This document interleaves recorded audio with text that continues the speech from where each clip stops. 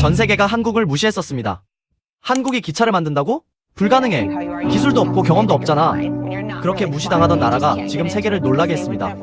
기차의 나라 독일조차 고속열차 ICE 정시율 64%, 10대 중 4대는 늦게 도착합니다. 심하면 30분 이상 지연. 그런데 한국은요, KTX 정시율 90% 이상, 평균 지연 2분 미만. 2분만 늦어도 지연 처리, 완벽함 그 자체예요.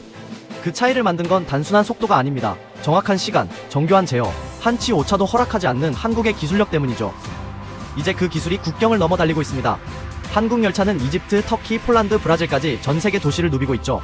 한때 기술 없다 비웃던 세계, 이젠 한국의 기술력에 맞춰 움직이고 있습니다. 영상이 좋으셨다면 좋아요와 댓글 부탁합니다. 롤백이 불가능하다는 카카오, 개발회사인데? 카카오가 역대급 업데이트를 진행하고 전 국민이 쓰는 어플인 만큼 그동안 먹었던 욕보다 2주 동안 먹은 욕이 더 많은 것 같은데요. 올 4분기 안에 친구 탭 첫 화면을 기존 친구 목록으로 복구하고 현재 피드형 게시물은 소식 탭으로 분리하는 방향으로 바꿔 이용자들의 불만에 대응하겠다고 했죠. 그런데 어제 국정감사 자리에서 우영규 부사장이 이전 공지를 번복하고 롤백이 불가능하다는 발언을 하여 파문이 일고 있는데요. 국정감사 자리에서 부사장에게 이전 버전으로 돌릴 수 있냐고 질문을 했는데, 이에 부사장은 기술적으로는 어렵다, 친구 탭을 복원할 예정이지만 이전 버전과 완전히 동일한 버전으로는 롤백은 불가능하다고 단호히 답했죠. 이에 많은 사람들이 부정적인 의견을 내놓고 있습니다. 개발회사에서 이전 버전에 대한 백업을 안 해둔다라. 신기하네요. 여러분 의견은 어떠신가요? 앞으로 카카오톡의 운명은 어떻게 될까요? 한국은 내가 본 나라 중 가장 창의롭고 흥미로운 나라다. CIA, FBI, 미국 방부가 고객인 시총 600조의 팔란티어 CEO가 방한해서 놀라운 말을 했습니다. 팔란티어는 전 세계 데이터를 모아 정부와 기업이 빠르고 강력한 의사결정을 하도록 돕는 AI 기업이에요. 최근엔 우크라이나 러시아 전쟁 실시간 전황 분석에 투입돼 화제가 됐고, 이제는 한국 대기업들도 도입하면서 주식시장에서도 가장 핫한 종목 중 하나가 됐습니다. 그런데 이 글로벌 보안 기업이 성수에서 팝업 스토어를 열었습니다. 그리고 그 자리에서 CEO 알렉스 카프가 이렇게 말했어요. 한국은 내가 본 나라 중 가장 창의적이고 흥미롭다. 한국은 무에서 일어선 나라답게 자신만의 독특한 걸 만들어야 한다. 군사기업이 성수에서 팝업이라니. 그가 말한 대로 정말 창의적이고 흥미로운 행보죠. 아, 그리고 카프의 고등학교 친구들도 첫 여친도 한국인이었다고 합니다. 근데 형, 후드 21만원, 스티커 3만원은 너무했어. 트럼프가 지난주 이 기술의 설계도를 얻고자 핀란드에 애걸했습니다. 하지만 한국은 이 기술로 자체적으로 설계 제작 운영까지 한 유일한 나라입니다. 세계가 불가능하다고 했던 환경, 영하 30도, 얼음 두께 1m 위에서 한국은 스스로 길을 냈습니다. 2009년 아무도 믿지 않았죠. 한국이 쇄빙선을 만든다고? 그건 불가능해. 하지만 그해 한국은 자체 기술로 첫 쇄빙 연구선 아라온을 완성했습니다. 그리고 아라온은 남극과 북극 항로를 모두 돌파했습니다. 특수강판, 곡선형 선체, 얼음과의 충돌에도 버티는 초격차 구조. 세계가 안 된다고 했던 일을 우리는 현실로 만들었습니다. 이제는 그보다 2배 강한 차세대 쇄빙선이 건조 중입니다. 얼음 1.5m, 영하 45도, LNG 플러스 전기 하이브리드 추진. 핀란드는 설계를 합니다. 하지만 한국은 우리의 독보적인 기술로 그 설계를 뛰어넘어 제작과 운용까지 합니다. 세계가 기술을 구할 때 우리는 기술로 항해합니다. 영상이 좋으셨다면 좋아요와 댓글 부탁드립니다. 한국 전기차 불나는 거 아니야? 터질 것 같은데. 전 세계가 한국 전기차를 보며 말했었습니다. 초창기엔 실제로 배터리 관리가 허술했고 셀 단위 차단이나 열 분산 설계도 부족했어요. 하지만 지금은요? 이젠 셀 단위 차단, AI 온도 감시, 열 분산 구조까지 기술의 완성도가 세계 최고 수준이에요. 특히 배터리 관리 시스템, BMS는 수백 개 셀의 온도와 전압을 초단위로 감시하고 이상 징후를 스스로 차단합니다. 거기에 OTA 업데이트로 주행 중에도 효율을 개선할 수 있죠. 이제는 독일의 전통 내연기관 브랜드들이 만든 전기차보다 한국 전기차가 성능에서 훨씬 앞서가고 있습니다. 가속력, 충전속도, 주행거리, 제어기술 모든 지표에서 한국 기술이 한 발 먼저 나가고 있죠. 이렇게 내연기관 시대엔 독일이 기준이었지만 이젠 전기차 시대의 기준은 한국이 되어가고 있습니다. 저도 전기차를 타고 있는데요. 이제는 불안하다는 생각보다 이게 진짜 미래구나 하는 확신이 더 큽니다. 여러분은 전기차 어떻게 생각하시나요? 댓글과 좋아요로 의견 나눠주세요. 90년대 한일 건설사 간의 말도 안 되는 한일전이 일어났던 사실 아시나요? 말레이시아에서 450m 초고층 쌍둥이 빌딩을 짓기 위해 일본과 한국 두 나라 대표 건설사 간 경쟁을 벌였습니다. 먼저 완공하는 쪽이 스카이브리지 시공권을 가져간다는 조건이었죠. 당시 450m 초고층 빌딩은 미국 시어스타워, 중국 진마오타워보다 훨씬 높아 세계가 충격에 빠졌었는데요. 특히 삼성은 고작 23층짜리 삼성생명 건물 하나 지어본 게 전부였고, 이 점 때문에 일본보다 2달 늦게 공사에 착수하게 되었습니다. 하지만 그 결과는 놀라웠습니다. 삼성이 말도 안 되는 기술력을 보여줬죠. 거푸집을 자동으로 밀어올리는 셀프 클라이밍 폼, 고층까지 콘크리트를 쏘아 올리는 압송 신기술로 일본보다 한 층당 2.5일 빠르게 시공해버렸어요. 결국 늦게 시작한 한국팀이 일주일이나 먼저 꼭대기에 도달했고 스카이브리지까지 차지한 진짜 주인공이 됐죠. 일본은 한국이 지은 건물이 1인치 기울어졌다며 한국을 엄청 비판했는데 알고 보니 일본이 기울어진 것이었다고 하네요. 지금도 페트로나스 타워는 한국 기술이 일본을 이긴 결과물로 불립니다. 건축한 일점 재밌으셨다면 좋아요와 댓글 부탁드려요. 한국이 사막 한가운데 지은 이 건물, 전기 끊기면 그대로 쓰러집니다. 이 건물은 바로 두바이의 부르즈 칼리파, 모래 위 전기로 버티는 828m 괴물 빌딩이에요. 사막의 땅은 3만 꽂아도 흔들리는 모래. 세계는 말했죠. 그 땅엔 건물 못 세운다. 하지만 삼성이 해냈습니다. 최대 1.5m까지 흔드는 바람을 막기 위해 Y자 구조와 층마다 좁아지는 설계로 바람이 한쪽으로 몰리지 못하게 했습니다. 건물은 세대 위성 GPS로 수직을 1mm 단위로 자동 교정. 초고층 건축에 이런 기술을 쓴 건 세계 최초였죠. 모래뿐인 집안을 버티기 위해 지하 50m, 콘크리트 기둥 198개를 받고 그 안에 전류를 흘려 부식을 방지하였죠. 지금도 그 전기가 하루 24시간 땅속에서 흐르며 건물을 지탱하고 있습니다. 만약 전기가 끊기면 옆에 바닷속 염분이 철골을 녹이고 결국 무너집니다. 단 5년, 3일마다 한 층씩 사막 위에서 현대의 바벨탑이 완성됐죠. 이걸 만든 나라 한국입니다. 대단하다고 생각하신다면 좋아요와 댓글 부탁드립니다. 이 기술 사실 우리가 베껴온 기술입니다. 70년대 미국, 캐나다, 프랑스가 안 알려주던 원전 기술, 우리 엔지니어들이 진짜 어깨너머로 훔쳐배웠죠. 그런데 지금은요, 세계 1위 원전 설계국, 설계부터 제작, 시공 운영까지 전부 우리 손으로 해내는 유일한 나라입니다. 그 결과 전기요금은 싸고 정전은 없습니다. 그리고 안전성? 이건 미쳤습니다. 원전은 사고가 나면 달아오른 원자로를 식히는 게 핵심이에요. 그래서 냉각수를 계속 공급해야 하죠. 한국 원전은 최악의 상황을 대비해 똑같은 장치를 겹겹이로 설계했습니다. 전기로 돌던 펌프가 멈추면 디젤이 대신 돌고 그마저 멈추면 중력으로 물이 스스로 흘러갑니다. 그리고 그걸 지켜주는 게 바로 밥통처럼 생긴 이 경납 건물이죠. 최후로 냉각이 안 돼 내부에서 폭발이 일어나도 버티고 방사능을 완전히 가둬두는 최후의 방패입니다. 실제로 비행기를 원전 모형에 충돌시키는 실험까지 했어요. 미쳤죠. 그 결과 비행기는 박살났고 경납 건물은 멀쩡했습니다. 또한 집안 선정부터 내진 설계까지 진도 7지진에도 버틸 만큼 튼튼하죠. 베껴서 시작했지만 지금은 세계를 밝히는 나라 한국입니다. 영상이 좋으셨다면 좋아요와 댓글 부탁합니다.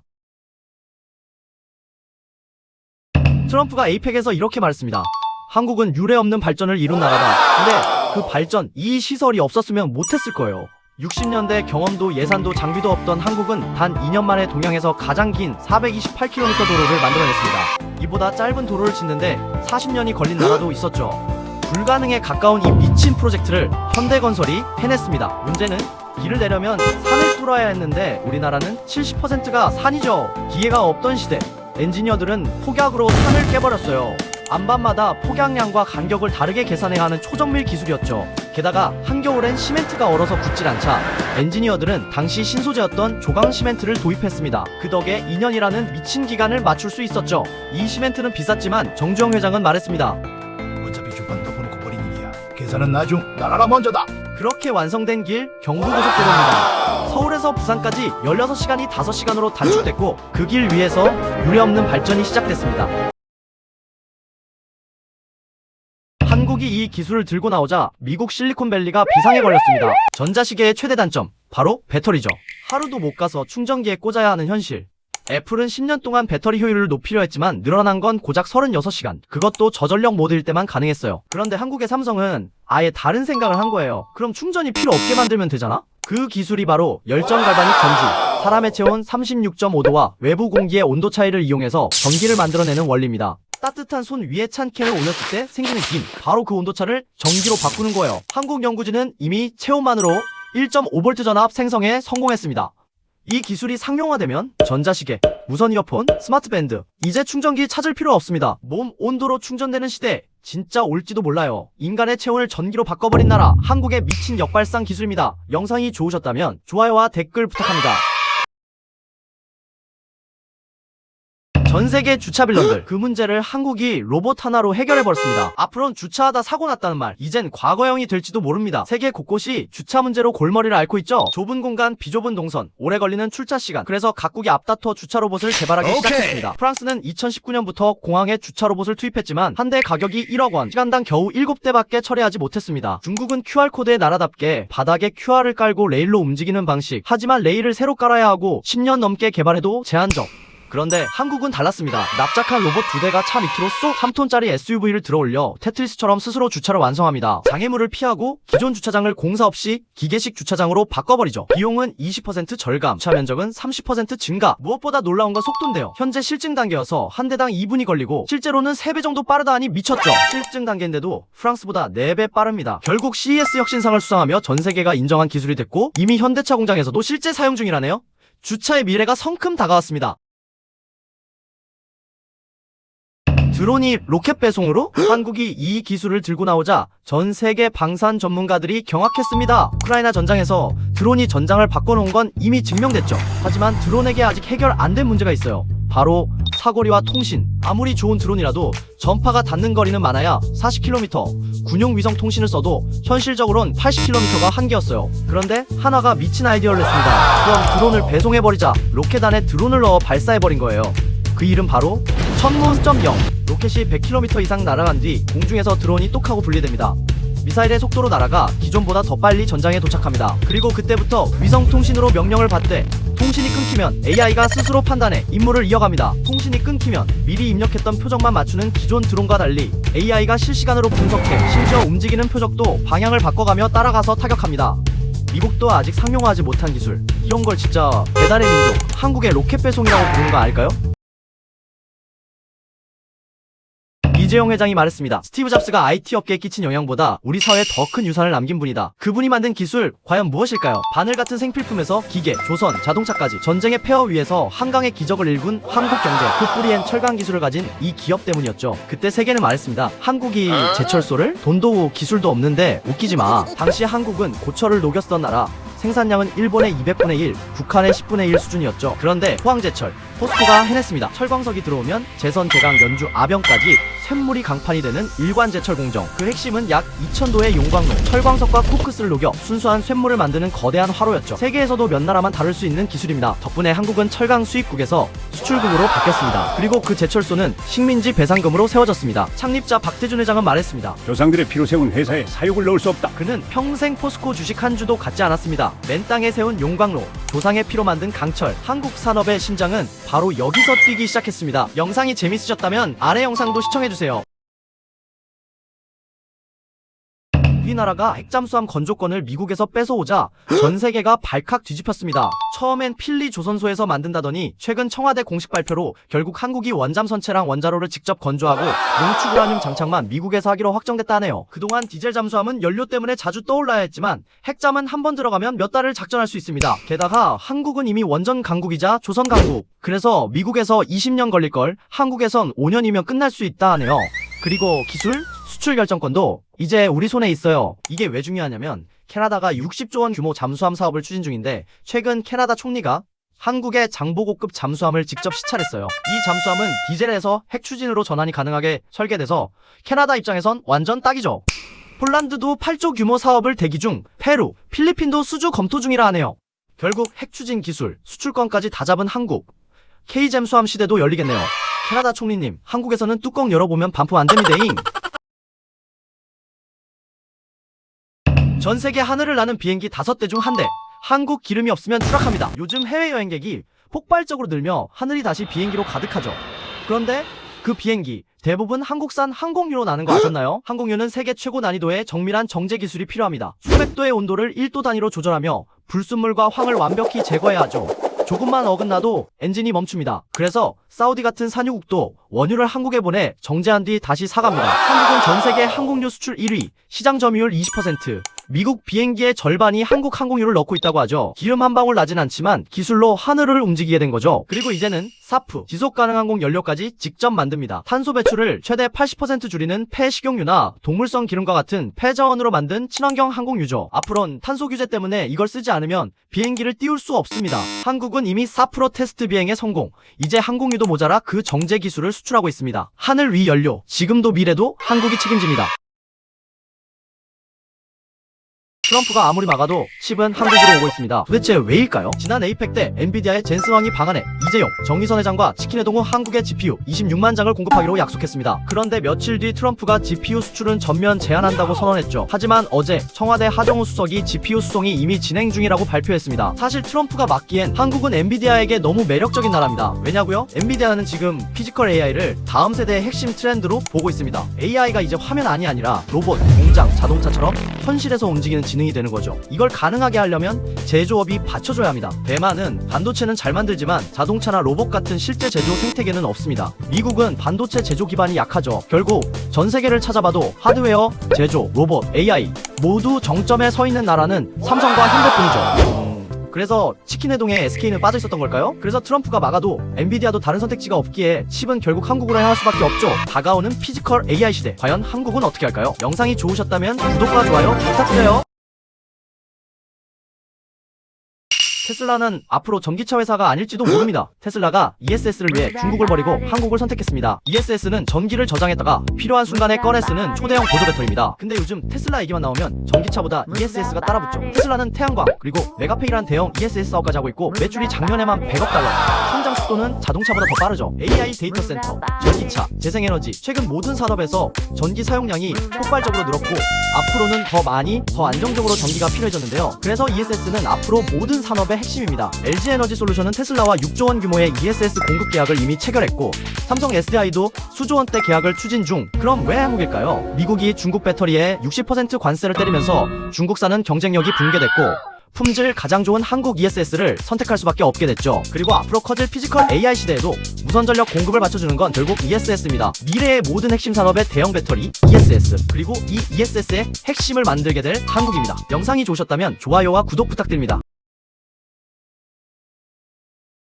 전 세계 전문가들이 한국의 이 미친 방법을 보고 경악을 금치 못했습니다. 80년대 한국은 부족한 농지를 확보하기 위해 바다를 땅으로 바꾸는 공사를 하죠. 그런데 문제는 서해의 초속 8m 급류와 큰 조수간만에 차 5톤짜리 돌덩이도 순식간에 사라지고 흙을 아무리 쏟아부어도 통째로 없어졌습니다. 막으려면 무려 20만 톤의 돌을 부어야 한다는 말도 안 되는 결론까지 나왔죠. 그래서 전 세계 전문가들은 말했습니다. 이 공사는 성립 자체가 불가하다. 무산해야 한다. 그런데 정주영 회장은 여기서 세계 어디에도 없는 말 그대로 미친 방법을 선택합니다. 아예 23만 톤짜리 폐유조선을 끌고 와 밀물 썰물의 한가운데 그대로 침몰시켜버립니다.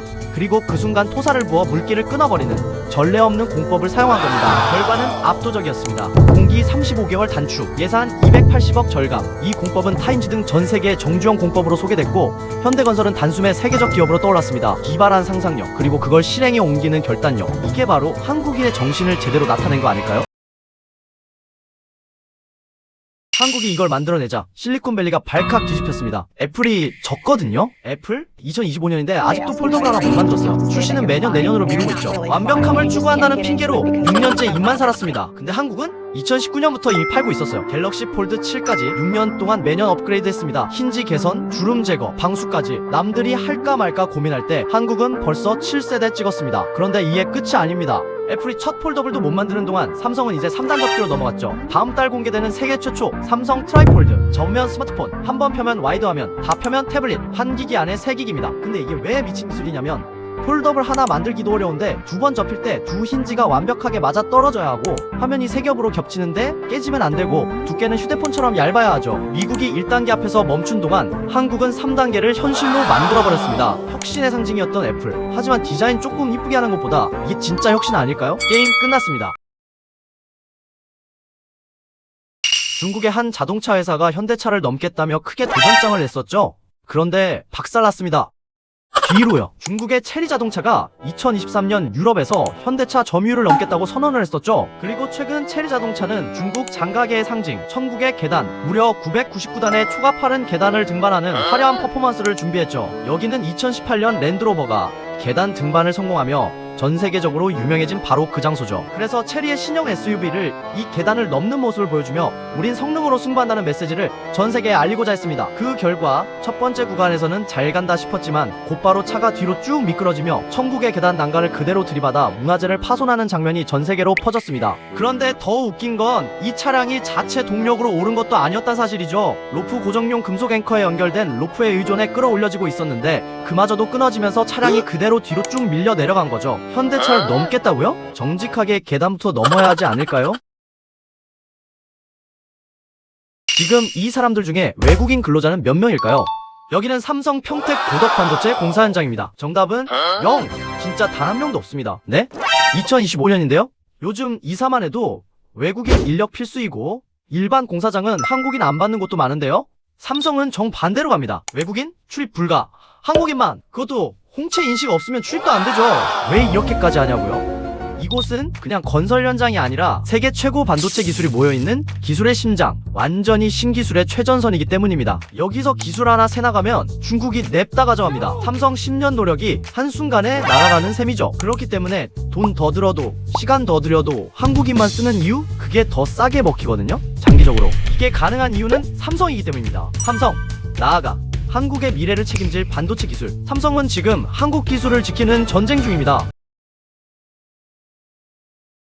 여기는 비행기들의 무덤이라고 불리는 곳, 미국 애리조나 투싼입니다. 버려진 중고 비행기 9,000대가 썩어가는 폐기장이죠. 그런데 한국은 여기서 500억을 주고 고철을 샀습니다. 전 세계가 말했죠. 한국 미쳤네? 저걸 어디에 쓰려고? 그런데 그 고철이 4,000억짜리 무기가 됐습니다. 천안함 피격 이후 한국 해군엔 잠수함을 탐지하는 기술이 중요해졌죠. 하지만 해상 초계기는 겨우 8대, 신형 1대 4,000억 원, 돈이 없었습니다. 그래서 한국의 카이는 그 녹이 쓴 고철을 가져와 분해하고 개조했습니다. 동체만 남기고 전부 교체, 엔진, 레이더, 전자장비, 미사일까지 싹 다. 동체도 부식이 심해 오물과의 전쟁이라고 불릴 정도였다 하죠. 그렇게 완성된 P30K를 보고 원 제작사 로키드 마틴이 말했습니다. 우리도 이렇게는 개조 못합니다. 세계 최강 방산기업이 한국 기술을 인정해버렸죠. 그리고 실전에서 이 고철 출신 초계기는 중국 잠수함을 11시간 추적해냈습니다. 4,000억짜리 신형과 똑같은 성능이었죠. 남들이 버린 고철도 한국의 기술을 거치면 최첨단 무기로 만들어집니다. 이게 진짜 K방산 K기술 아닐까요? 미국 타임스퀘어가 자랑하던 3D 전광판 시대, 한국이 등장하자 완전히 판도가 뒤집혀버렸는데 지금 외국인들 명동에 줄 서 있는 거 아세요? 타임스퀘어? 시부야? 이제는 명동이 더 미쳤다는 말이 나오고 있죠. 전 세계가 자랑하던 3D 전광판, 빌딩 밖으로 고양이가 튀어나오고 좀비가 뚫고 나온 영상. 근데 사실 이거 진짜 3D가 아니죠. 사실 전부 착시입니다. 각도 조금만 틀어지면 깨지고 수억 쏟아도 결국 눈속임이었죠. 근데 한국은 기술 자체를 아예 다른 방식으로 접근했습니다. 아나몰픽 기법에 삼성전자 마이크로 LED를 결합, 초고해상도의 초대형 베젤리스. 그래서 어느 위치에서 봐도 진짜 화면을 뚫고 나온 듯한 모습이 유지됩니다. 코엑스 지프 광고처럼 드리프트할 때 물돌이 눈앞으로 튀어오르는 것 같은 그 느낌, 그게 기술로 만든 3D입니다. 그리고 지금 이 기술이 폭발한 곳, 명동 신세계백화점. 11월 1일부터 크리스마스 즈음 전광판 다시 켜졌는데 이건 조명쇼가 아니라 완전한 첨단 디스플레이 쇼케이스죠. 그래서 외국인들이 요즘 이렇게 말합니다. 크리스마스는 무조건 한국이다. 기술이 관광지를 만든다. 그걸 현실로 보여준 나라, 대한민국입니다. 말도 안 돼. 다시 측정해봐. 미국 환경청 검사관들이 한국의 이 기기 효율을 보더니 몇 번이나 재검사를 했다고 합니다. 이 기기는 바로 경동나비엔의 콘덴싱 보일러입니다. 몇 년 전까지만 해도 미국 보일러 시장은 일본 기업들이 꽉 잡고 있었죠. 온돌이 발달한 한국과 달리 일본은 온돌 대신 목욕 문화가 발달했고 자연스럽게 보일러 기술도 함께 성장했죠. 그래서 일본 보일러들은 열효율 80% 최고급으로 인정받고 있었습니다. 그런데 나비엔이 등장해 일본을 완전히 깨버립니다. 열효율 98.8%! 이 수는 거의 충격 그 자체였죠. 비결은 바로 콘덴싱 기술. 일반 보일러는 뜨거운 배기가스를 버리지만 콘덴싱 보일러는 그걸 다시 잡아 남은 열까지 싹 뽑았습니다. 그리고 미국이 발칵 뒤집어진 이유는 따로 있는데요. 미국 집들은 크고 보일러가 지하에 있어 뜨거운 배기가스를 굴뚝까지 올리려면 비싼 스테인레스 배관이 길게 필요해요. 근데 콘덴싱은 배기가스 온도가 낮습니다. 열을 거의 다 써버리니까 굳이 비싼 재질을 쓸 필요가 없고 설치비가 확 내려가죠. 한국은 온돌에 이어 이젠 보일러까지 세계를 데우고 있습니다.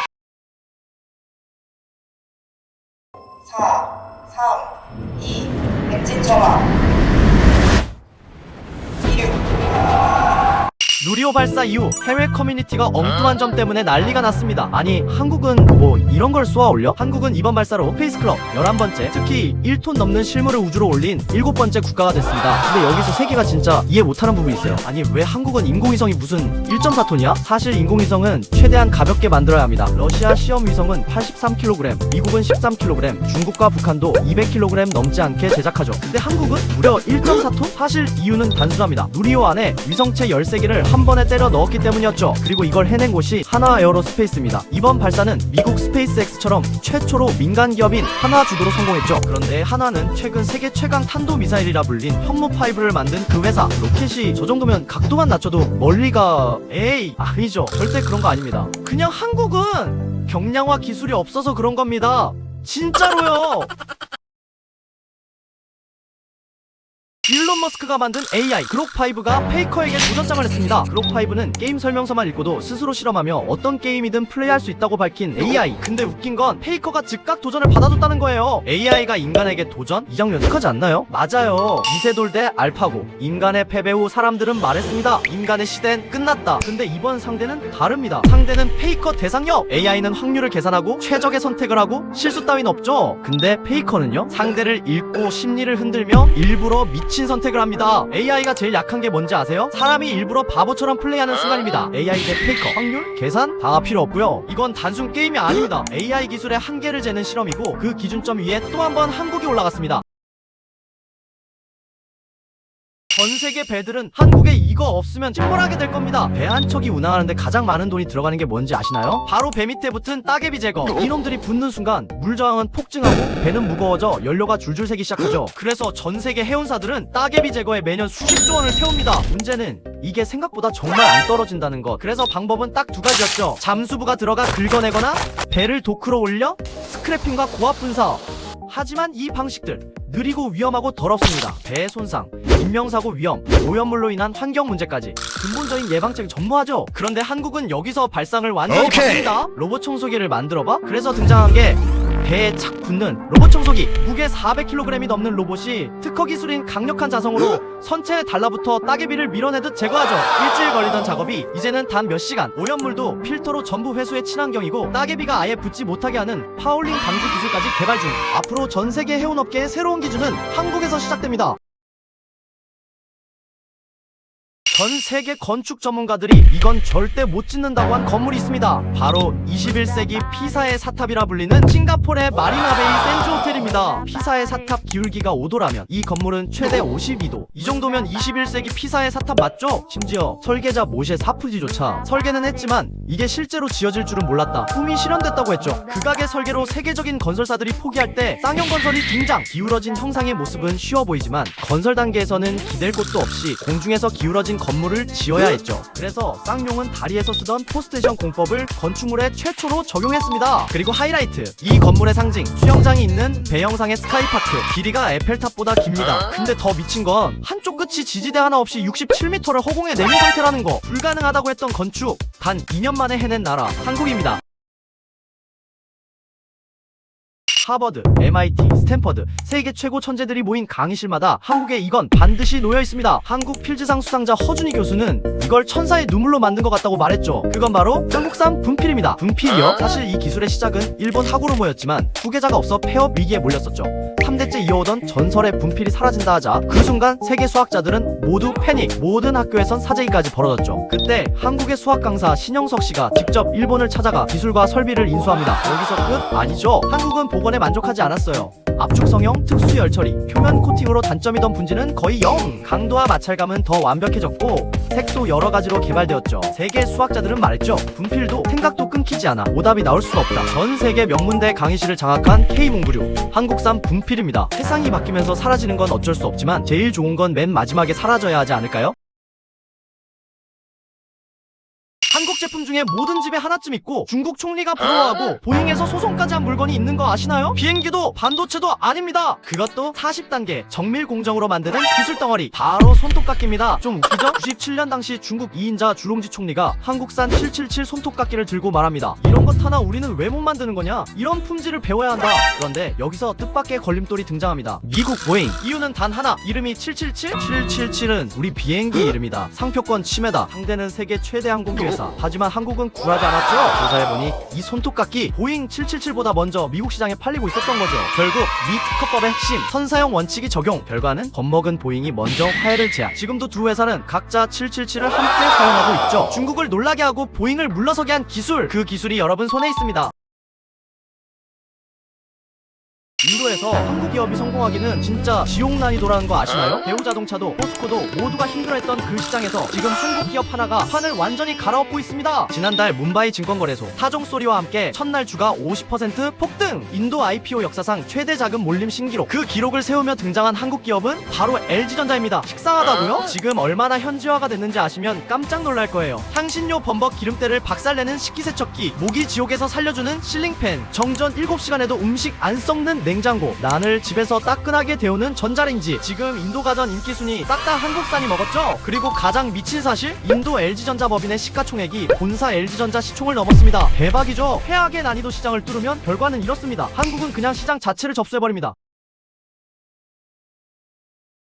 일제시대에 CIA에서 활동한 사람이 있습니다. 일제강점기 미국 CIA 전신 OSS는 첨단 군사기술로 한반도 침투작전을 준비합니다. 작전명 넵코, 무기훈련, 낙하산 강화, 암호통신 등 이 특수훈련을 받은 한국인 요원 19명, 1조 조장, 암호명 A, 바로 유한양행 창업자 유이한 박사입니다. 이미 미국에서 성공한 사업가였던 그는 한국 독립을 위해 직접 자원했고 OSS 문서엔 그는 한국을 위해 자신이 가진 모든 기술과 네트워크를 바쳤다라고 쓰였습니다. 하지만 작전 투입 3일 전 일본이 항복하며 넵코 작전은 사라집니다. 그리고 그는 해방 후 가장 부족했던 의학기술 발전을 위해 본인이 창업한 유한양행으로 다시 돌아옵니다. 국산 진통제, 소독약, 비타민, 상비약 생산기술 전부 이때 처음 만들었습니다. 기업은 돈이 아니라 국민의 삶을 낫게 하여야 한다. 그는 약값을 내리고 보건교육을 지원하고 한국 최초 기업 장학재단을 세웠습니다. 더 대박인 건 마지막 순간 이세 승계 없이 전 재산을 사회에 환원했습니다. 나라를 지키고 의학기술로 국민을 살린 사람, 암호명 A 유일한 박사입니다.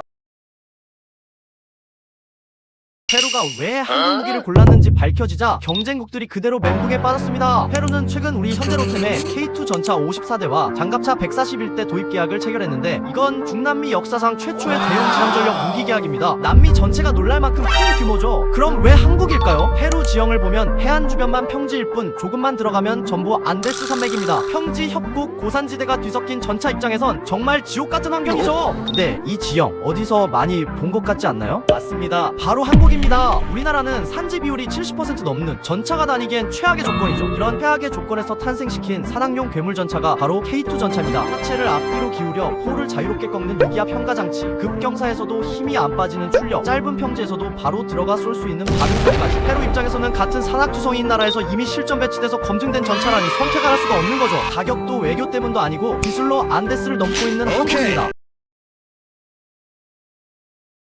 중국이 한국이 15년 걸린 기술을 3년 만에 만들었다네요. 하지만 전 세계가 발칵 뒤집힌 이유는 따로 있습니다. OLED 기술은 RGB 분자를 진공해서 0.1초 단위로 제어하는 말 그대로 광기의 정밀공학이죠. 삼성도 이걸 완성하는데 15년이 걸렸습니다. 근데 중국 디스플레이 업체 BOE가 갑자기 우리도 성공! 하더니 아이폰 패널까지 공급하기 시작했죠. 삼성 엔지니어들은 직감했죠. 이거 뭔가 이상한데? 그리고 조사 결과 기술 유출 저항이 터지면서 삼성은 미국 ITC에 BOE를 제소합니다. 결과는 미국 ITC가 삼성 기술 훔친 거 맞다라고 판결. BOE 디스플레이는 15년간 미국 판매 광고 유통 전면 금지. 결국 BOE는 삼성에게 로열티까지 내야 한다는데요. 정정당당하지 않은 승부와 이지영 회장님의 판단력, 결국 이게 바로 정의구현 아니겠습니까?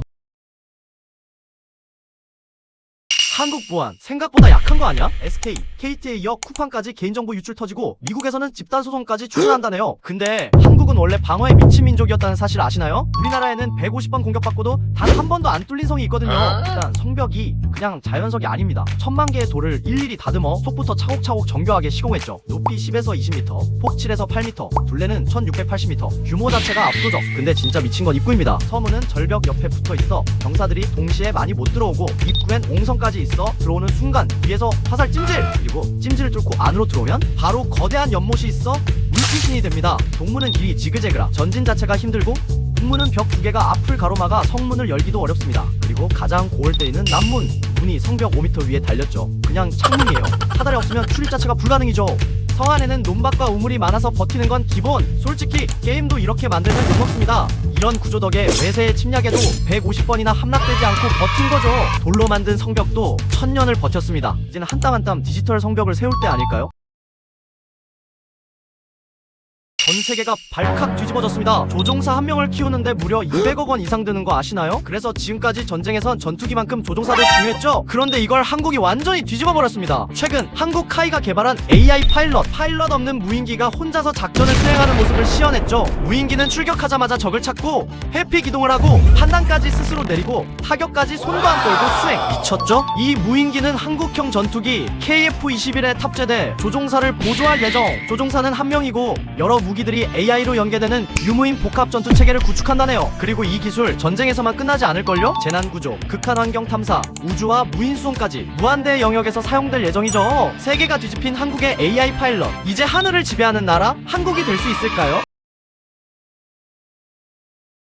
요즘 GPT 분명 똑똑은 해졌는데 좀 느려진 것 같지 않나요? 이거 다 이유가 있습니다. 어제 삼성이 폭탄 하나를 터뜨렸습니다. 바로 소캠2라는 반도체 출시. 전 세계가 AI는 엔비디아 GPU빨 연산력 싸움이라고 믿고 있잖아요? 삼성이 이 반도체로 판도가 바뀔 수도 있습니다. AI가 느려진 이유? 계산 때문만이 아닙니다. 바로 기다림 때문인데요. AI는 이제 계산보다 학습한 데이터를 불러오고 기억하느라 시간을 더 잡아먹고 있죠. 그래서 모두들 앞다퉈 데이터 센터 하는 겁니다. 근데 소캠2가 바로 그곳의 핵심 반도체가 될 예정입니다. 데이터를 더 빠르게 불러오고 더 빠르게 기억시키는 메모리칩. 아무리 빠른 슈퍼카도 1차선만 있는 고속도로에선 빨리 못 달리죠. 삼성은 발상의 전환으로 승부하고 있습니다.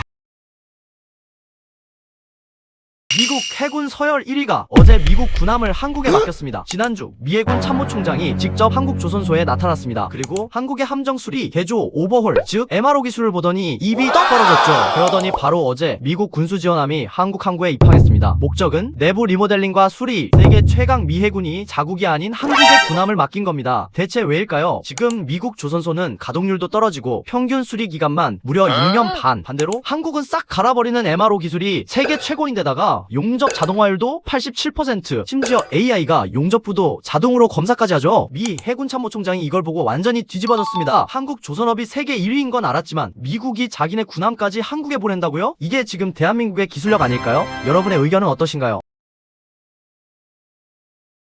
전세계 최대 쇼핑몰 아마존에서 압도적 1위를 기록한 한국 제품이 있다는 거 아시나요? 그건 바로 호미입니다. 지금 이 호미가 서양인들에게 에르메스급 도구 대접을 받고 있는 진짜 이유는 뭘까요? 서양인들은 수천 년 동안 손목에 무리가 가는 일자형 모종삼만 써왔습니다. 그런데 한국의 이 작은 쇠갈고리 호미를 만난 순간 기적같은 변화가 일어났죠. 손목 하중을 분산시키는 조상들의 30도 각도 설계. 이 각도가 손목을 최대한 중립으로 만들어주고 힘을 팔 전체로 쓸 수 있게 손목에 자유를 줬죠. 이게 서양 가드너들이 열광한 K공학의 정수. 이제 아마존에서 플로우 대신 HOMI 그냥 홈이라는 이름이 고유명사가 됐죠. 가격이 중국산보다 몇 배 비싸도 없어서 못 파는 수준. 외국인들은 이제 호미 자루에 박힌 한글 이름 각인이 없으면 짝퉁이라며 쳐다도 안 봅니다. 그리고 전통이 끊길까 걱정됐던 영주 성록이 장인의 대장간엔 젊은 후계자들이 합류해 전세계로 뻗어나갈 K도구의 미래를 새로 쓰고 있죠. 이 기술 후계가 끊기지 않고 널리 알려져야 합니다. 공유 부탁드려요. 기술력 알린다고 한국차 비웃던 외국인들 지금 입을 못 다물고 있습니다. 한국이 작정하고 만든 이 괴물 SUV 아이오닉 9 기술이 진짜 미쳤습니다. 지금 미국 테슬라 매장은 비상. 차 보러 가던 사람들이 현대 매장으로 발길 돌리고 있다네요. 대형 SUV인데 공기 저항 계수 0.259. 세단보다 바람을 더 잘 가릅니다. 바람 덜 맞으면 전비가 미친 듯이 올라가죠. 그리고 충전 속도? 테슬라는 1시간 넘게 충전기 붙잡고 있을 때 한국차는 800V로 초고속 충전해서 24분 만에 80% 충전 완료해버립니다. 그리고 이 기술 땅 넓은 미국에서 제일 중요하죠. 충전소 간격 멀고 고속도로 길고 멀리 가야 하니까요. 가성비로 팔던 시대는 끝났습니다. 이제는 기술과 디자인으로 세계 1등 테슬라를 정면으로 맞서는 나라 대한민국입니다. 전 세계가 열광하는 K전기차의 위력 여러분은 어떻게 보시나요? 역시 현대차다. 아님 아직 테슬라다. 댓글로 선택해주세요. 루브르, 대형박물관, 바티칸 세계 최고의 박물관들이 복원 작업을 할 때 한국에 이것이 꼭 사용됩니다. 수백 년 된 그림이나 가구를 복원할 때 전문가들은 지난 40년간 일본의 와시라는 종이만 고집해왔습니다. 근데 시간이 지나 복원된 그림과 가구를 다시 확인하자 치명적인 문제가 드러났죠. 복원 당시엔 멀쩡했지만 시간이 지나며 종이가 수축해 유물이 찢기거나 비틀려버린 겁니다. 전 세계 복원가들이 패닉에 빠졌을 때 한 복원가가 한국에 이것을 들고 오죠. 바로 한지입니다. 처음엔 모두 비웃었습니다. 이 쭈글쭈글한 종이 뭐야? 하지만 결과는 충격적. 한지는 가로와 세로가 그물처럼 촘촘히 얽혀있어 천년을 견디는 강도를 가지면서도 단 1mm의 변형도 없이 유물을 완벽하게 지탱해낸 겁니다. 결국 루브르는 한국의 한지를 공식 채택. 루브르 관장은 한지는 인류의 보물을 구원할 종이라며 극찬했죠. 이후 그림은 물론 가구, 금속 유물까지 한지로 복원이 이뤄졌습니다. 가장 한국적인 것이 전 세계 보물들의 생명을 연장하고 있다는 사실 알고 계셨나요?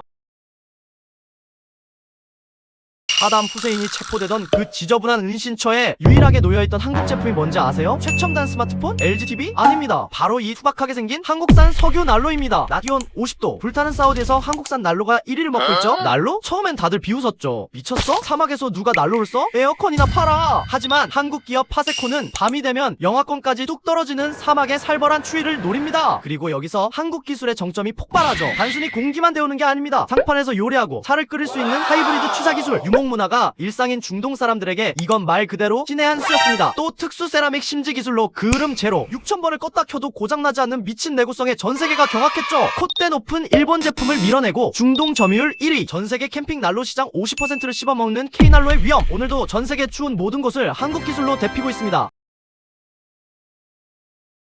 중국이 또 중국한 사건! 한국 기술을 자기네 거라고 우기다가 전세계 앞에서 개망신당한 역대급 사건 있죠? 튀르키예 대지진 당시 모든 게 무너진 폐허 속에서 유독 이 다리 하나만 멀쩡하게 서있자 중국이 갑자기 자기네 기술이라며 대대적인 홍보를 시작합니다. 지진에도 끄떡없는 중국산 다리, 온갖 가짜뉴스를 퍼뜨리며 전세계를 속이려 했죠. 근데 어쩌죠? 시공 현장 사진에 태극기가 떡하니 걸려있네? 이 다리의 이름은 차나칼레 대교. 알고 보니 이 다리 설계부터 건설까지 심지어 지진을 버틴 와이어도 싹 다 한국산이었습니다. 세계 최장 길이 4.6km, 에펠탑보다 높은 334m 주탑. 전세계 건설사들이 이건 불가능하다며 포기할 때 우리 한국 기업들이 끝내 일궈낸 기적의 다리입니다. 중국 건설사는 하청에 하청으로 발만 살짝 담가놓고는 마치 자기들이 다 지은 것처럼 사기를 친 건데요. 결국 참다 못한 튀르키예 정부가 거짓말 좀 그만하라며 공식적으로 팩트 폭격을 날렸습니다. 가만히 있던 한국 기술을 전세계에 강제 홍보해준 중국, 고맙다고 해야 할까요? 역시 기술은 거짓말을 하지 않습니다. 이 노란 플라스틱 통, 미국 고속도로에서 사람을 살리고 있는 한국 기술입니다. 매년 수만 명이 목숨을 잃는 미국과 유럽의 고속도로. 최근 이곳에 이상한 노란 플라스틱 통들이 박히기 시작했죠. 처음엔 다들 비웃었습니다. 장난감 아냐? 저게 어떻게 차를 막아? 사실 우리에게 익숙한 강철 가드레일은 사고 순간 차를 튕겨내거나 차체를 찢어버리는 도로 위의 흉기였죠. 이 치명적인 문제 앞에서 전 세계가 막혀있을 때 한국의 중소기업 ETI가 이 노란 통을 들고 등장! 이 노란 통의 이름은 롤링 베리어. 15톤 트럭이 박아도 끄떡없습니다. 그 이유는 바로 회전에너지. 특수 합성 수지로 만든 노란 롤러가 충돌하는 순간 미친듯이 회전합니다. 그리곤 차를 튕겨내는 게 아니라 차선을 따라 부드럽게 안쪽으로 유도하죠. 또 이 기술 세계로 나아가고 있습니다. 깐깐하기로 악명 높은 미국 충돌 테스트를 통과, 캘리포니아, 텍사스를 넘어 지금 무려 전세계 30개국 도로에 설치됐죠. 장난감이라 무시받던 한국산 노란통, 오늘도 누군가의 가족을 집으로 돌려보내고 있습니다. 전 세계가 놀랐습니다. 드론 강국이라 자부하던 중국보다 한국이 단 1000대로 밤하늘을 뒤집어 놨습니다. 중국 중칭에서 무려 11,000대 드론을 세계 최대라며 띄웠지만 기체가 얽히고 부딪히고 관객 머리 위로 드론이 비처럼 내렸죠. 규모만 크고 공허하다 라는 평가가 나왔습니다. 반면 한국은 달라져. 고작 1000대? 근데 여기서 K-팝 데몬헌터스가 등장합니다. 펜트릭스와 사자보이즈가 밤하늘에서 살아 움직이고 장면이 이어지죠. 단순한 불빛이 아니라 스토리였습니다. 그래서 모두들 보는 순간 탄성이 터져죠. 기술 격차의 비결은 방식입니다. 중국은 중앙 통제, 한번 꼬이면 연쇄 추락. 반면 한국은 자율 알고리즘, 각각의 드론이 스스로 거리 맞추고 궤도 조정하고 바람이 불어도 흐트러지지 않습니다. 그래서 단 한 대도 떨어지지 않았습니다. 이게 진짜 기술의 차이 아닐까요? 그리고 끝이 아닙니다. 12월 31일 광안리 대규모 드론쇼로 새 카운트다운을 한다네요. 한국 기술로 또 하나의 전설이 뜹니다. 이번엔 밤하늘에 무슨 이야기가 펼쳐질까요? 흑백 요리사 보고 머리에 남는 단어? 미슐랭. 그 레스토랑 키친에 상상도 못한 한국 물건이 숨어있습니다. 뉴욕 미슐랭 3스타 르베르나댕. 3스타를 50년 동안 유지한 파리의 트로아그로. 그곳의 셰프들, 이거 없으면 최상의 맛이 안 나온다라고 숨기는 한국 장비가 있죠. 놀랍게도 그 정체는 김치냉장고. 김치를 먹냐고요? 아니요. 근데 김치도 안 먹는 나라가 왜 이걸 쓰냐고요? 이유는 바로 냉각 방식입니다. 스테이크 숙성, 치즈 보관, 모두 온도 흔들리면 바로 실패죠. 일반 냉장고는 찬바람을 쏴서 냉각하는 송풍 방식. 그래서 식재료는 마르고 내부 온도는 제각각이죠. 하지만 김치냉장고는 벽 자체가 얼음판인 직접 냉각 방식이죠. 바람 없이 온도를 꽉 잠그니까 마치 지하 동굴처럼 또는 찰떡같이 보존. 온도도 0.1도도 안 변하고 이분하게 유지되는 거죠. 이 차이가 식재료를 바꿉니다. 그래서 미슐랭 셰프들이 직구해서라도 한국산을 고집하죠. 결국 미슐랭의 맛 비결 뒤에는 한국 장독대에서 시작된 보존 기술이 숨어 있었습니다. 이 빨간색 철제기계, 미국의 드넓은 농장에서 농부들 극찬을 받는 한국 기술입니다. 매년 수천조 원이 오가는 미국 농업시장, 그곳엔 100년 넘게 시장을 지배한 존 디어라는 절대 강자가 있었습니다. 그런데 최근 미국 농부들이 이 강자를 향해 분노의 망치를 들기 시작했죠. 존 디어에서 고장나도 맘대로 못 고치게 락을 걸어버린 겁니다. 수리기사 한번 부르는데 수십만원 들고 바쁜 수학철에 기사 기다린다고 1년 농사를 망칠 수도 있어. 분노 폭발. 그 순간 한국의 한 중소기업이 이 빨간 기계를 들고 미국 본토에 상륙하죠. 처음 반응요? 한국의 저 작은 게 땅을 간다고? 하지만 결과는 대반전! 이 기계의 별명은 농슬라, 사람이 없는 농가에서 운전자 필요 없이 자율주행합니다. 덩치 큰 미국산 트랙터가 쩔쩔매는 좁은 코너도 한국 특유의 정밀 기술로 춤추듯 파고듭니다. 그리고 진짜 감동 포인트는 수리의 자유. 농부가 직접 고칠 수 있죠. 까다롭기로 유명한 텍사스, 오하이오 농부들이 줄을 서기 시작했습니다. 그 결과 북미 소형 트랙터 시장 점유율 1위 다툼 중 장난감이라 놀림받던 한국산 빨간 트랙터, 오늘도 미국 농부들의 소중한 일터를 기술로 지켜내고 있습니다. 트럼프가 관세로 한국을 괴롭히는 지금! 하지만 이 한국 기술만큼은 절대 못 건드리죠! 왜냐고요? 미국이 먼저 멈추거든요. 요즘 기술이 발전할수록 중요한 건 전기! 자동차, 로봇, 나라까지 전기 없으면 다 멈춥니다. 그런데 이 많은 전기를 미국 넓은 땅에 흘려보내려면 반드시 필요한 장비가 있습니다. 바로 한국효성중공업의 초대형 전력 변압기. 이 기술은 전기 손실 없이 멀리 보내는 게 핵심. 수만 개 부품을 정교하게 제작해야 하죠. 여기에 관세를 매기고 수출 막았는데 고장이라도 나면 국가 인프라가 붕괴되어 정말 미국이 무너질 수도 있죠. 그래서 미국은 겉으로는 관세를 말하면서도 뒤에서는 조용히 한국 공장 증설을 빌고 있습니다. 관세로도 못 막는 기술, 미국의 전기는 이미 한국을 거쳐 흐르고 있습니다. 색으로 칠해진 이선, 전세계 도로의 표준이 된 한국 기술입니다. 고속도로 분기점에서 어디로 가야 돼? 라며 당황한 적 있죠? 매년 사망사고만 수십 건씩 터지던 죽음의 구간, 안산 분기점. 차선이 복잡하게 꼬여 전국 교통사고 1등 구간이었죠. 그래서 전문가들도 답이 없다며 고개를 흔들 때 한국도로공사의 한 직원이 아이가 낙서하던 크레파스를 보고 무릎을 탁 바닥에 색깔을 칠해버리면 처음엔 비웃음과 반대가 장난 아니었습니다. 야, 색칠 공부하냐? 지우는 비용만 수억인데 책임질 거야? 모두가 망설이던 그때 군포지사장이 말했죠. 돈 1억이 사람 목숨보다 중요합니까? 내가 책임질 테니 일단 그으세요. 결과는 그야말로 대반전. 색깔선 하나 그었을 뿐인데 연간 25건이던 사고가 단 3건으로 폭락. 무려 88%가 줄고 지금까지 구한 목숨만 3만 명이 넘습니다. 전 세계 교통 전문가들이 이 기술을 도입하겠다고 줄을 서기 시작했죠. 그리고 이 기술은 현재 전 세계 35개국이 도입 중인 명실상부 세계 표준 기술이 됐습니다. 수천억짜리 첨단 내비보다 위대한 건 한국인의 기발한 생각 하나였습니다. 다가오는 설 연휴, 이거 없으면 진짜 큰일 납니다. 연휴 때마다 반복되는 기차표 대란. 근데 시속 300km로 달리는 고속열차, 사실 이게 없으면 한 발짝도 못 갑니다. 그건 바로 바퀴입니다. 놀랍게도 지난 50년 동안 대한민국 열차 바퀴는 100% 일본산이었죠. 고속열차 바퀴는 그냥 쇠뭉치가 아니라 오차 1mm도 허용 안 되는 극한 기술, 특수 소재 배합, 고난도 열 처리까지 일본이 전 세계 시장을 꽉 쥐고 있던 영역이었죠. 문제는 고장났을 때 일본이 부품 안 주면 기차가 멈춘다는 거. 외교 마찰이라도 생기면 맨날 혹시 고장나면 어떡하지? 하며 늘 불안에 떨어야 했죠. 그래서 한국 기술진이 결국 폭발합니다. 세계가 불가능하다며 비웃던 고속열차 바퀴 국산화. 24년도에 결국 SR이 완벽하게 성공. 그리고 27년까지 모든 바퀴를 국산화할 예정입니다. 이제 대한민국은 독일, 일본, 프랑스에 이어 세계 4번째 고속열차 바퀴를 스스로 만드는 나라가 됐죠. 설 연휴에 우리가 편하게 타는 그 열차, 이제 바퀴부터 한국 기술입니다. 한국의 이것이 AI 시대 최대 무기가 된다고 하자 전 세계가 경악했습니다. 그건 바로 한글 자판입니다. 중국인들 보면 맨날 문자 대신 폰에 대고 말하죠? 자판이 너무 복잡해서 음성 메시지가 더 빠른 문화가 된 겁니다. 일본도 비슷합니다. 영어로 치고 한자로 바꾸고 한 세월 걸리죠. 하지만 한글은 다릅니다. 자음 모음이 분리된 구조. 변환 없이 생각한 문장을 그대로 입력. 입력이 빠르니까 생각이 끊기지 않습니다. 그리고 이 차이는 AI 시대에 더 커집니다. 젠슨왕이 말했죠. 앞으로 AI는 프롬프트 싸움이다. 좋은 질문을 하려면 떠오른 생각을 빠르게 정리해 던져야 합니다. 그걸 가장 자연스럽게 해주는 입력 방식, 한글과 키보드. AI 시대 최고의 입력 장치를 600년 전에 만들어둔 세종대왕. 이거 진짜 소름 돋지 않나요? 지금 전 세계 부자들이 전용기 타고 한국 병원으로 몰려오고 있습니다. 미국 의사들도 못 찾고 포기했던 암. 요즘 한국에서 단 1초 만에 찾아냅니다. 비결은 100만 장 의료 빅데이터를 학습한 인공지능입니다. 사람 눈으론 절대 못 보는 0.1mm 미세변명까지 딱 집어내죠. 정확도 99%. 게다가 미국 FDA 승인까지 받아버립니다. 근데 여기서 끝이 아닙니다. 이 AI 이미 생긴 암만 찾는 게 아닙니다. 10년 뒤 생길 암까지 미리 예측한다니 미쳤죠. 정밀한 AI 기술에 한국 특유의 친절한 의료 서비스까지 결합하니 외국인들이 한국 병원은 천국이라며 감탄 중. 이제 전 세계 병원들이 한국 기술 쓰려고 줄 서는 중입니다. 반도체에 이어 이제는 의료에서까지 한국이 세계 기준이 되고 있습니다.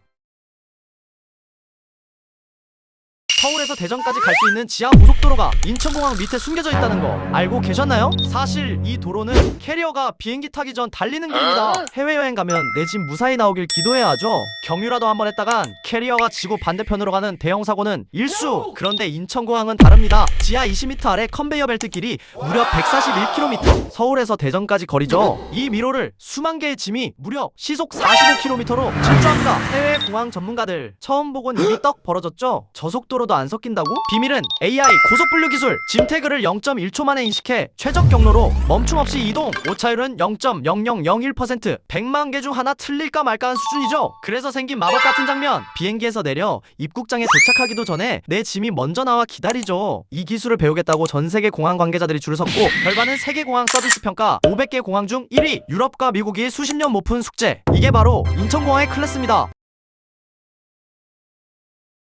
지금 LACS 2026 현장 외국인들이 한국에서 온 유리판 앞에서 입을 다물지 못하고 있습니다. 겉보기엔 그냥 투명한 유리창. 근데 전원을 켜는 순간 선명한 영상이 공중에 나오죠. 작년 경주 에이펙 전 세계 정상들 머리 위를 뒤덮었던 올레드 샹들리에도 이 기술로 만들었습니다. 처음엔 다들 비웃었죠. 화면이 투명하면 화질이 다 깨질 텐데. 가전 왕국이라 불리던 일본 소니도 무섭게 치고 올라오던 중국도 투명도와 화질을 동시에 잡는 이 미친 난이도에 도저히 못하겠다며 두 손 두 발 다 들고 포기해버린 기술입니다. 이 기술의 이름은 LG의 투명 올레드 T. 원리는 무선 전송과 투명 디스플레이의 결합입니다. 특수 필름과 올레드 소자를 정밀하게 쌓아 올려 전선 하나 없이 영상을 공중에 띄워버리는 마법 같은 기술력을 선보였죠. 그 결과 CES 4년 연속 최고 혁신상, 세계 정상들이 먼저 놀랐던 기술. 이제는 전 세계가 뒤집어졌죠. 일본도 중국도 못 따라오는 한국의 기술. 앞으로 TV는 어떻게 진화하게 될까요? 여러분의 상상을 댓글에 남겨주세요. 요즘 프랑스 마크롱 대통령 똥줄 타고 있죠? 한국이 따박따박 주던 7조 연금이 끊길 상황이거든요. 26년 새 미주 지역 LNG선 내척 수주를 알린 한국. 이 LNG선의 핵심은 화물창 기술. 천연가스는 영하 163도에서 액체로 만들어야지 부피가 600분의 1로 줄고 운송하기가 쉽죠. 하지만 문제는 이 극한 온도를 버티는 초저온 탱크 기술. 한국은 이 기술이 없어 프랑스 GTT사에서 매번 로얄티를 내고 기술을 사왔죠. 그래서 참다 못한 한국 기술진이 직접 나섰습니다. 결과요? 처음엔 실패! 가스가 새는 결함이 발견되자 프랑스는 비웃었죠. 기술은 아무나 만드나? 그냥 우리한테 돈이나 내. 하지만 한국은 멈추지 않았습니다. 삼성중공업이 용접 로봇까지 투입하여 나온 결과 가스 누출 0! 완벽한 화물창 개발을 성공합니다. 이제 7조짜리 ATM기가 사라지게 생긴 프랑스는 초비상입니다. 메마른 아프리카 땅이 지금 한국 기술로 황금빛 들판으로 변하고 있습니다. 매년 수억 명이 식량난으로 고통받는 아프리카, 유럽이나 미국도 수십 년간 빵을 보내며 도와봤지만 배고픔의 근본 문제는 해결하지 못했죠. 사람들이 이제 희망은 없다고 고개 떨굴 때 한국이 이 씨앗을 들고 아프리카 본토에 상륙했습니다. 바로 K라이스 벨트 프로젝트. 처음엔 모두 웃었죠. 한국에서 온 씨앗이 우리 땅에서 자란다고? 말도 안 돼. 하지만 결과는 대반전. 한국 기술로 개량한 종자 E3를 심었더니 현지 품종보다 무려 2배나 더 많이 수확되는 기적이 일어나죠. 남들 한번 수확할 때 우리 기술은 더 빨리 더 많이 거두는 거죠. 여기서 끝이 아닙니다. 한국 스타트업은 인공위성과 센서로 아프리카 하늘에서 땅을 읽습니다. 데이터로 농사 짓는 시대. 아프리카 농부들 입을 다물지 못하고 있죠. 가나, 세네갈 정부 모두 한국은 고기 잡는 법을 알려주는 진짜 친구라며 지금 한국 기술을 배우려고 줄을 서고 있습니다. 한때 원조를 받던 나라에서 이제는 전 세계의 배고픔을 해결하는 한국의 자랑스러운 K농업 기술입니다. 50도 폭염의 사하라 사막. 도로가 엿가락처럼 휘고 갈라져 전 세계가 포기한 죽음의 도로를 한국이 해냈습니다. 낮에는 50도, 밤에는 영하까지 떨어지는 극한의 온도차. 유럽과 중동의 건설사들이 수십 년간 도전했지만 아스팔트가 버티지 못하고 쩍 갈라져 버렸죠. 이때 구원투수로 등장한 주인공, 바로 SK에너지입니다. SK에너지는 자동차 타이어에 쓰이는 탄성 고무 소재를 아스팔트에 섞는 슈퍼팔트 기술을 꺼내들었습니다. 이 기술은 폐타이어에서 추출한 고무 입자가 도로의 수축과 팽창을 유연하게 만들어줬죠. 덕분에 일반 아스팔트보다 수명은 2배 길고 사막의 변화무쌍한 날씨에도 견딥니다. 사하라 사막의 길을 뚫어낸 SK에너지의 기술력. 지금 쓰는 배터리에 물을 부으면 어떻게 될까요? 폭발? 아니요, 바로 우리 기술진이 개발한 새로운 배터리입니다. 그동안 우리는 언제 터질지 모르는 리튬 시한폭탄을 사용했죠. 충전은 느려 터졌고 몇 년만 지나면 효율은 바닥나죠. 근데 대안이 없어 표준이 됐습니다. 그래서 한국 천재들이 이 꼴을 못 보고 등판! 카이스트와 MIT 천재들이 뭉친 한국 스타트업 스탠다드 에너지. 이들이 만든 바나듐 이온 배터리가 판을 뒤집습니다. 이게 왜 미쳤냐고요? 900도 불길 속에 던져도 송곳으로 수만 번을 찔러도 절대 네버 안 터집니다. 전해액이 물기반이라 아예 불이 붙질 않거든요. 거기에 단 5분이면 완충, 수명은 20년, 한 번 사면 평생 쓰는 반영구 배터리라는 겁니다. 그 결과 지금 미국 에너지부가 차세대 원전 백업용으로 침 흘리며 검토 중. 600조 원 규모의 전세계 에너지 시장, 이제 한국이 씹어먹는 건 시간 문제입니다. 이 360도로 관절이 꺾이는 괴물 로봇, 이번 CES 2026에서 전세계를 경악시킨 현대차의 비밀병기죠. 그럼 현 시점 가장 무서운 사람? 테슬라? 삼성? 아닙니다. 매년 머리띠 두르고 공장을 멈춰 세웠던 현대차 귀족노조 아닐까요? 미친 연봉 인상 요구, 수시로 터지는 파업까지 현대차는 늘 이들의 눈치를 봐야만 했죠. 하지만 이제 상황이 180도 바뀌었습니다. 이번 현대가 발표한 올류 아틀라스, 다른 로봇과 달리 사람을 억지로 모방하기보다 로봇답게 움직이는데 집중했죠. 관절이 360도 회전하고 몸을 돌릴 필요 없이 그냥 꺾어서 작업해버립니다. 근데 이렇게 돌려도 전선 안 꼬일까요? 더 소름 돋는 건 학습 능력입니다. 어떤 고난도 작업도 딱 하루면 마스터, 인수인계도 필요 없이 모두 순식간에 공유. 무엇보다 잠 안 자고 밥 안 먹고 절대 파업 안 하죠. 당장 2년 뒤인 28년 미국 조지아 공장을 시작으로 30년엔 전세계 현대차 라인이 이 로봇들로 채워질 계획이라네요. 기술이 사람을 대체하는 시대, 뭐든 있을 때 잘해야 합니다. 이 변화 여러분은 속 시원하신가요? 아님 무서운가요? 댓글로 의견 남겨주세요. 파키스탄 약국에서 줄 서서 사는 한국의 물건이 있습니다. 심지어 유럽에선 이게 너무 강력해서 수입 거부까지 당했습니다. 내륙 고산지대가 많은 파키스탄은 해산물이 귀해 요오드 결핍 문제가 심각한 나라. 그래서 현지에선 한국의 이것을 천연 영양제처럼 인식해서 약국에서 팝니다. 그 정체는 바로 한국산 김입니다. 더 놀라운 건 유럽입니다. 요오드 부족을 해결하려고 한국 김을 들여오려다 요오드 함량이 너무 높아 일부 국가에선 기준 초과 논란까지 발생. 서양에선 해조류를 거의 안 먹어서 아예 요오드 첨가 소금을 따로 먹을 정도죠. 그런데 한국은요? 미역국, 김, 다시마가 그냥 일상! 라면에 김 넣어 먹는 나라라 요오드 부족이 거의 없는 세계적으로 드문 국가입니다. 게다가 중국 김은 질감이 아쉽고 일본 김은 싸먹는 용도, 한국 김은 맛, 식감, 영양까지 다 잡았습니다. 그래서 수출액 1조 원 돌파. 이제 김은 반찬이 아니라 전 세계를 장악한 검은 반도체가 됐습니다. 외국에서 달걀 사면 껍질에 깃털이나 오염물이 묻은 게 그냥 일상입니다. 근데 한국은 다르죠? 마치 광을 낸 것처럼 유난히 깨끗합니다. 이걸 배우러 전 세계 식품회사가 CJ 달걀 공장을 찾았다가 두 손 두 발 들고 도망가죠. 이유는 빡빡한 품질 검사 공정 때문입니다. 외국에선 말하죠. 그냥 씻어서 팔면 되지 않나? 하지만 한국은 이 과정을 반도체 공정처럼 다룹니다. 라인에 올라온 달걀은 초당 수십 발의 특수 레이저 검사를 거치고 머리카락보다 얇은 금 하나까지 전부 걸러내죠. 그리고 진짜 소름은 분량 단 하나만 발견돼도 전체 생산 라인을 아예 올스톱. 서바이벌의 민족답게 달걀마저도 모든 관문을 살아남아야 식탁에 오를 수 있는 미친 한국 식품 품질입니다. 이 은색 금속통, 전 세계 음식점과 캠핑족들이 믿고 쓰는 한국의 생명줄입니다. 매년 수천억 원이 오가는 글로벌 휴대용 가스 시장. 이 시장 오랫동안 일본이 표준을 쥐고 있었죠. 그런데 치명적인 문제는 바로 폭발. 조금만 과열돼도 터지는 가스캔. 사고 날 때마다 휴대용 가스는 위험하다, 이 말이 따라붙었습니다. 그때 등장한 한국 중견기업 태양과 대륙제관. 처음 반응은 싸늘했죠. 한국산 가스통? 제대로 나오기나 해? 하지만 결과는 정반대. 이 은색 캔의 별명, 터지지 않는 방패. 비결은 세계 최초로 상용화한 CRV, RVR 기술. 열을 받아 압력이 오르면 캔 상단 홈이 스스로 열리면서 가스를 안전하게 배출합니다. 일본은 버너의 안전에 집중할 때 한국은 가스통 자체가 안 터지게 막아버린 거죠. 결과는 세계 시장 점유율 90%, 원조였던 일본엔 역수출 중. 지금은 전 세계 식탁 위에 썬 연료, 맥스 부탄이 올라가 있죠. 한국 기술로 이젠 전 세계의 식사 시간을 지키는 대한민국 중견기업의 자존심이 됐습니다. IMF로 온 나라가 휘청이던 그때 빌 게이츠가 현금 200억을 들고 부도를 앞둔 한국의 한 기업을 찾아옵니다. 대표는 구세주가 나타났다며 환호했죠. 하지만 그가 내민 계약서엔 소름 돋는 조건이 적혀 있었습니다. 이 돈 줄 테니 당신이 개발한 이것 중단하세요. 사람들은 경악했습니다. 도대체 뭐길래? 그것은 바로 한글. 당시 워드의 방식은 저장된 글자만 불러오는 반면 한글은 자음과 모음을 실시간으로 합치는 기술로 모든 글자를 완벽하게 구현. 그렇기 때문에 한국인들이 워드보다 한글을 쓰게 될 거라 우려했죠. 하지만 상황이 어렵던 대표가 투자 제안을 받아들이려던 그때 국민들이 일어났습니다. 우리 국산 프로그램이 사라지는 걸 막기 위해 국민주 운동을 벌였고 100억 원을 모아 이 회사를 지켜냈죠. 이게 바로 기술을 지키기 위한 한국인들의 미친 단결력입니다. 한국 차세대 전투기 KF-21 공개되자마자 전 세계에서 가장 많이 나온 말? 왜? 엔진이 2개야? 요즘 최첨단이라는 미국 F-35도 엔진은 하나. 그래서 이런 말이 쏟아졌죠. 기술이 부족해서 2개 단 거 아니야? 심지어 북한에서는 구식 설계라는 조롱까지. 그런데 이게 진짜 실수였을까요? 한국은 산악지형, 그리고 삼면이 바다. 아무데나 착륙하기 어렵죠. 단말기는 엔진 하나 멈추면 그대로 추락. 하지만 쌍발은 하나가 멈춰도 하나로 돌아옵니다. 그리고 더 큰 이유? 미래 전쟁은 미사일보다 전기 싸움입니다. 레이더 탐지, 레이저 공격 등 막대한 전력이 필요하죠.